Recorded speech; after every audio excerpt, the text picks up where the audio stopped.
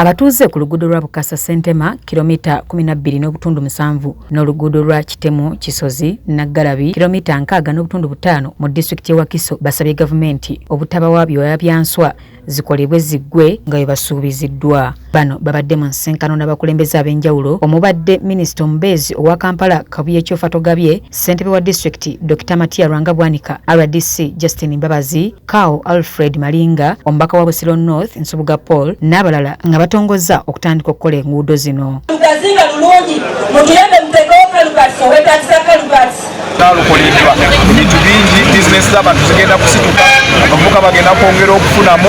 Mu kwogera kwa minisita Kyofatogabye alabudde abantu bonna obuteetantala kuganza bakyayina bano abakola oluguudo kuba baalimaliriza nga babazaddemu ate ne babasuulawo ne babonaabona n'abaana. Ekitegeeza weeteze nnyo ne weetegulula naye ate sitwagala ku ssente enkyanyira oba baziyita batya nange sizimanyire manyi ssente za dola ezo mwetege muzirye buli omu akyatunda akikole ki akireete budde bwakukola ssente. Kao Alfred Malinga ne enginiya wa disitulikiti Ndiwalana Godfrey basemye gavumenti okudda mu Wakiso ensimbi za Uganda obuwumbi obusoba mu 400 bwonna bwakuggweera mu Wakiso kye bagamba kigenda kukyusa nnyo enfaana ya Wakiso.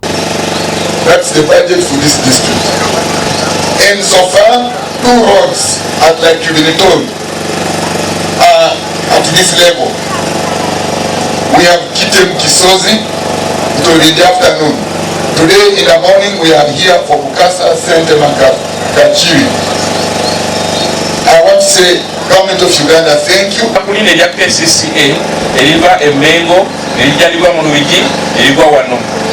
Ebikyukamu uko tigawe tandikire erubiri eri Emengo erituuka Sentema wali lijagejjamu uko twakkanya to right of way aliwo uko era kwakafunda nnyo ng'akakuba akali Emengo Sentema wali eri.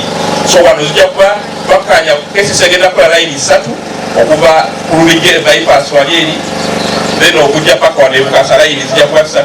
Ssentebe Bwanika asabye abatuuze omulimu oguteekako eriisa George nga gukolebwa ate ye RDC Mbabazi n'abasaba okukozesa enkulaakulana eno okwejja mu bwavu. Saba bannange oluguudo bwe lugwa lugenda kuba lwammwe mululabirire ate tegeetakisa kulabirira lwonna buli muntu alabirire waakola ki wabeera. Aide bazadde bannange abatudde wano n'abataliwo abaana baffe tubatendeke tubagambe gye mulaze kolerereze ssente z'ogenda okola ki okusasulwa omwana yenna azze okuva amafuta mu bimotoka bino bye mulaba wano basebo ne banyabo mbeegayiridde tomusindika oba omanyi talinamu omuzoogo. Omubaka Nsubuga Paul naye aliko byayogedde omuli n'ebitundu ebibadde bibafuukidde ekizibu byayagala bireme kubuusibwa maaso.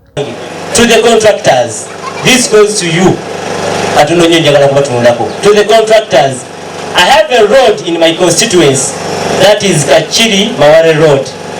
They have promised us that road for over now 4 to 5 years. But they tell us next year it is ending. Up to now, nothing has been realized. We just urge you, in case you get any problems, report to the bosses. The bosses are here. Ensimbi ezigenda okukola enguudo zino ziweereddwayo gavumenti okuva mu banka y'ensi yonna wansi w'enteekateeka ya Greater Kampala Metropolitan era nga Wakiso yokka eteereddwamu obuwumbi obusoba mu 400 okukola enguudo zino 2 n'endala awamu n'obutale.